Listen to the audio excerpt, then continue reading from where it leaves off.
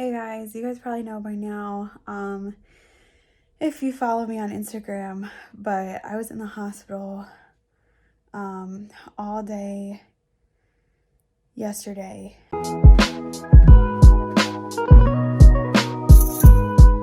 And it was really rough. I woke up, basically the dog jumped on me, 2 days ago, and she jumped on my tummy just while I was sitting on the sofa, and tummy felt fine, like it hurt, but it wasn't that big of a deal.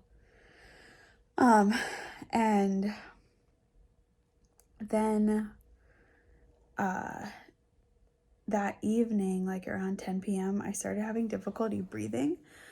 And then I was like, okay, I'll just sleep it off. And I slept not through the night, but I woke up the next morning and I was walking around the house and I could not breathe at all. And I was having difficulty breathing on the apex of all of my inhalations. I just couldn't. It felt like I was having an asthma attack almost, but I haven't had any pregnancy related breathing issues up until this point. I would say I haven't had pregnancy rhinitis.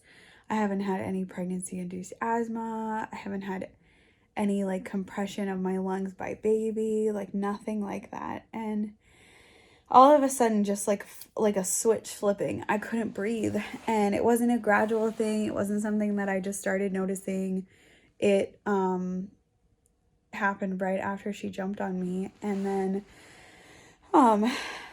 not only was I feeling like a constricting feeling at the apex of my breaths, but I also, when I would inhale deeply, I basically felt so much pain, literally just right here, almost like a crushing pain. I'm trying to think of how to describe it, but as I would inhale, it felt like someone, I guess the way I described it at the hospital was it felt like someone was literally pulling my sternum out of my chest and ripping it, breaking it. I don't know. It was really painful.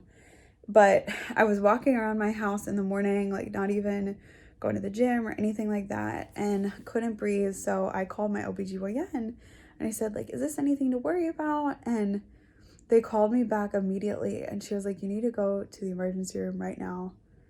Don't even come into our clinic, go to the emergency room because we're worried you might have a possible traveling clot and be at risk for a pulmonary embolism. And I was like, oh, that's bad. So I called my mom and I called Mike, who was at work, and told them. And then I went to the ER. And I got to the ER, and then I got to the ER at 9:30. And I told the nurse at the desk what was going on and what my OBGYN said. And then they I think she thought when I said, they're worried about a possible clot, traveling and being a pulmonary embolism. I think she thought I was, bleeding blood clots, even though I told her I was having no vaginal bleeding. I'd already considered signs of placentia abruptia, but it wasn't, or what did I say? I can't even speak right now, placenta abruptio. But it wasn't that. I wasn't having any vaginal bleeding, and it was just tons of labored breathing all of a sudden. And so they were like, okay, sit in this wheelchair, we need to get you up to labor and delivery. You're 23 and a half weeks. And I was like, okay, are you sure that's necessary? I think I'm supposed to get scans. And she was like, yes, the triage nurse will be out in a minute. So the triage nurse came out an hour later and triaged me. She asked me what was going on. My breathing was okay. My heart rate was slightly elevated from what I think my pulse and heart rate usually are. My heart rate was 116 over 76 or something like that, which I know is, 120/80 is healthy. I realize that, but my blood pressure is usually really low. So even with pregnancy, that was high for me. So then they did an EKG, and the EKG was fine. I wasn't having a heart attack or anything, which was good. So then they told me, okay, well, we don't have any beds in the ER right now, so go back out to the waiting room. And I was like, okay. And I went back out to the waiting room and waited and waited and waited and waited and waited, and literally did not get seen. I got called back again at 3:30 in the afternoon. I'd had no scans. They hadn't checked the baby at all. And at 3:30 I get called back, and they drew blood. They did blood work on me, and they did specifically this thing called a D-dimer test. The D-dimer can show like the likelihood of a pulmonary embolism. It shows different the way you're processing different gases in the blood. So they sent that out, and then they took me back to the ER. They finally had beds open, and I sat in the ER, and I had EKG leads on me. I had a blood pressure cuff, and they hooked up an IV with fluids, which was great because they hadn't let me leave to go get food. So I hadn't eaten anything or drank any water since I left for the hospital at like 8:30 that morning. So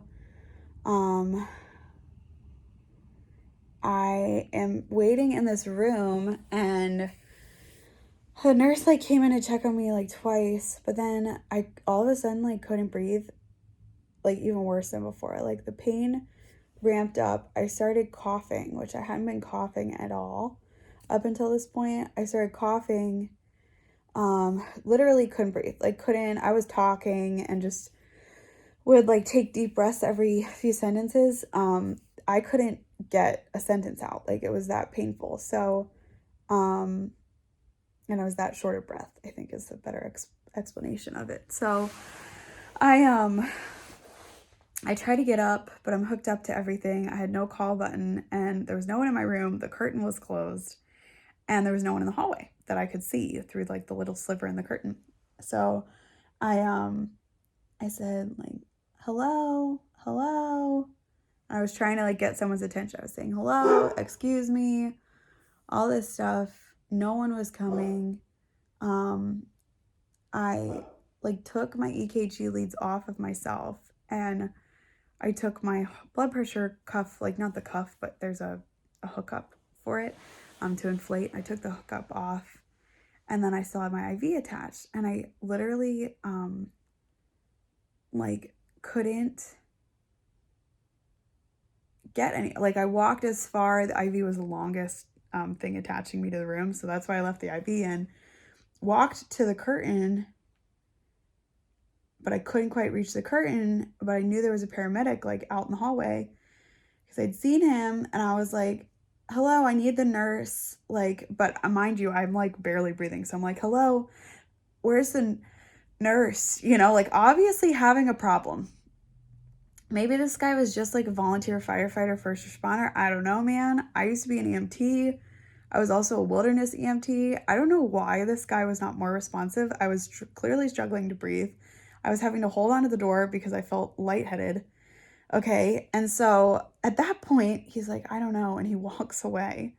And he didn't say, I don't know, I'm going to go get help. He didn't say, I don't know, I'm going to go try to find the nurse. Did nothing, didn't care. So I took my IV out. Kids, don't do this at home. Highly don't recommend. I know how to place and take out IVs, so that's why I did this. I'm not absolutely crazy, but I really thought I wasn't going to be able to breathe, and I had no one there. So Michael was at work, so couldn't breathe, take my IV out, walk out in the hallway, go to the nurse's station, start tapping on the glass. Doctor comes over, and I was like, I need a nurse. And he gets my nurse, and I was like, I literally cannot breathe right now. I'm again, speaking, breathing, speaking, breathing. And I told her, I was like, I can't breathe. And I was coughing. She's like, you weren't coughing like this before, were you? And I was like, no, I wasn't. Like, all of a sudden, the pain just got so much worse. She's like, okay, I think we need to get you to CT. Like, I don't know why all of a sudden you started coughing. And so the doctor comes in. She's like, hey, I talked to the radiologist. So backstory, they don't really want to give CAT scans unnecessarily to pregnant women, if you're not aware of this, because, you know, all radiation is bad for the fetus, especially early when the cells are very preliminarily developing. But she said, I talked to the radiologist. We think we need to rush you into CT based on the way you're breathing right now. Go to CT, and they're gonna cover the baby with lead and try to reduce the power of the CT. And I was like, okay, what are the risks of this? So we talked through like the risks, but basically what they were worried about at that point, they hadn't gotten the D-dimer results back, and they were worried about a pulmonary embolism. And if that happened, then both baby and I would be screwed. So we, they rushed me to CT. I got a CAT scan. They covered my entire stomach with lead drape, and then also, they also did the CT at 70%, which is less clear to see things, but much better from a radiation standpoint for the baby. So, they did that, and man, that freaking feels weird. Like, I don't know if you guys have ever gotten a CT scan with contrast, but it feels like you're like peeing yourself.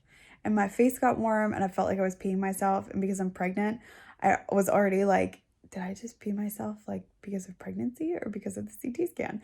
So that was funny. But anyways, so then they rolled me back to the ER, and we waited for the results, and my sister-in-law, Kate, actually came to stay with me, which was so sweet. She had gotten out of work.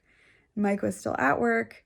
So she came and just kind of sat with me and chatted with me to keep my mind off of things. And then my husband showed up, Michael, and Mike came, and Mike actually brought me food, which was so sweet because I was starving. And he tried to get me some food and bring it to the hospital so I could eat. So then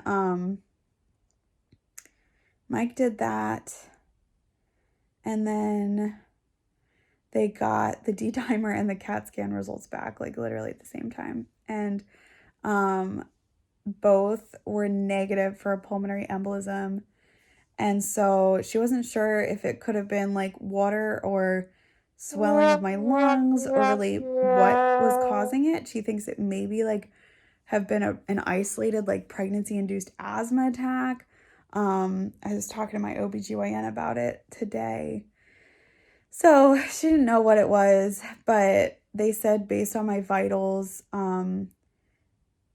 also when I got back from CT after waiting there for a couple more hours, like my breathing got better and went back to normal. I wasn't having the pain. I wasn't coughing nearly as much. And it just went back to probably about the level it was in the morning, but not when it became really painful and I was all panicked. So things got better, and then they got the results back. I wasn't having a PE, so they decided to discharge me, and I had to follow up with my OBGYN that night and this morning. So basically I'm fine. Baby's fine. He's doing okay. But it was really rough, and I didn't get discharged until like 7 p.m. So I was there literally from like 9 a.m. to 7 p.m. Poor Daisy was at home. I didn't get given any food until my husband brought me some. Luckily got IV fluids at like 4 because I hadn't had any water. It was just kind of crazy and a really crappy day. It was really stressful and scary, and I got so many messages of support from people that were praying and just sending positive vibes, and I was so grateful. And Oh, the other thing was they didn't freaking check the baby until 6:30 at night. Like, I'd been there the entire time, and they didn't check our son until 6:30 to make sure there was like a fetal heartbeat and everything. And when they checked like 3 different times, they couldn't find a heartbeat on their Doppler. And like the doctor tried it, the nurse tried it, and everything. I personally thought they were looking in the wrong place, but was trying not to be obnoxious, because, you know, they're the medical professionals. But